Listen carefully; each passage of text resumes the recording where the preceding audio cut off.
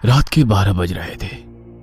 काव्या अपने रूम में सोई हुई थी कि तभी घर की डोरबेल बजी। उसे लगा कि घर मालिक जादव काका घर का दरवाजा खोल लेंगे, इसलिए वो सोई रही।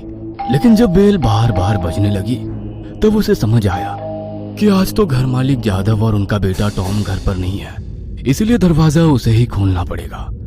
काव्या 2 हफ्ते पहले ही भाग्य विधाता मेंशन यानी वामन जादव के घर पेइंग गेस्ट बनकर रहने आई थी। घर में केवल 3 ही सदस्य थे, वामन जादव, उनका बेटा टॉम और काव्या। वामन जादव 65 साल के बुजुर्ग थे और उनका बेटा टॉम 30 साल का था, लेकिन पागल था।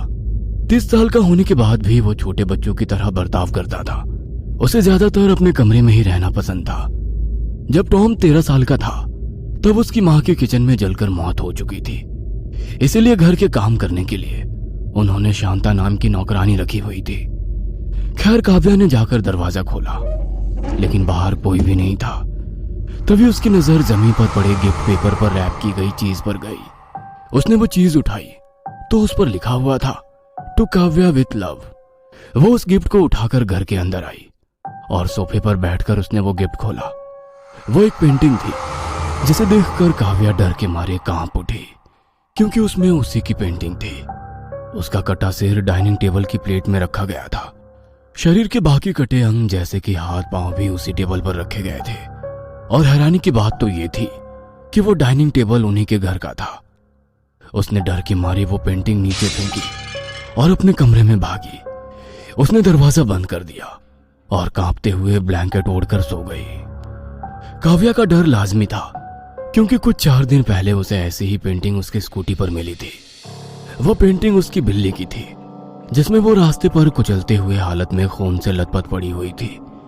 ये देख वो काफी डर गई थी। उसने वो तस्वीर जादव काका को दिखाई। तब काका बोले, अरे यार, डरने की कोई बात नहीं है बेटी। ये तस्वीर जरूर पागल जोसेफ ने बनाई होगी। वो एक पेंटर है और अपनी डरावनी पेंटिंग से इस इलाके के लोगों को डराया करता है। पागल जोसेफ गली में घूमने वाला एक आदमी था। काव्या जब भी रास्ते से गुजरती तो वो काव्या का पीछा करता, उसे घूरते रहता। काका के कहने के बाद काव्या ने उस तस्वीर को नजरअंदाज कर दिया। लेकिन उसके दूसरे ही दिन घर के सामने वाले रास्ते पर काव्या की बिल्ली कुचले हुए हालत में पड़ी थी। उसे किसी गाड़ी ने कुचल डाला था और वो वैसे ही मरी पड़ी थी जैसे उस पेंटिंग में पेंट की गई थी। और अब काव्या की पेंटिंग उसे मिल गई थी, जिसमें उसके शरीर के कटे हिस्से उसके घर के डाइनिंग टेबल पर पड़े थे। उसे डर लगने लगा था कि कहीं वो पेंटिंग सच ना हो जाए। दूसरे दिन सुबह जब काका और टॉम घर पर आए तो काव्या ने उन्हें वो पेंटिंग दिखाई। पेंटिंग देख काका और भी हैरान हो गए थे। डरे हुए काव्या को देख वो बोले, तुम बिल्कुल भी घबराओ मत। मेरे होते हुए तुम्हारा कोई बाल भी बांका नहीं कर सकता।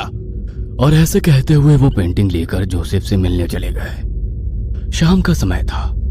काव्या अपने काम से घर लौटी थी। जब वो घर के गेट के पास आई तब उसने देखा कि गेट के बगल में वो पागल खड़ा हुआ था।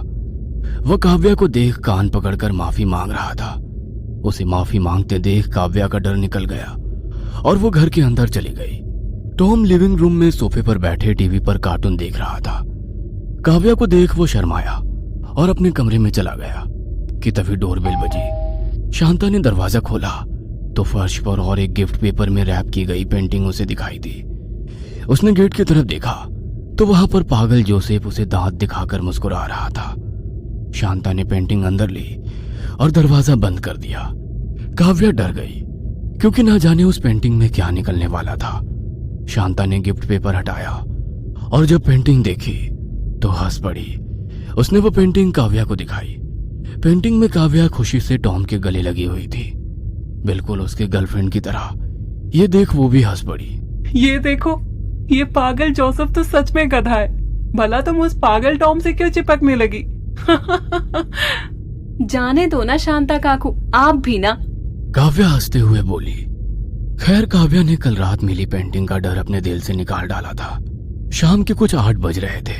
शांता किचन में खाना पका रही थी कि तभी काव्या वहां पर आ गई। काकू कितनी देर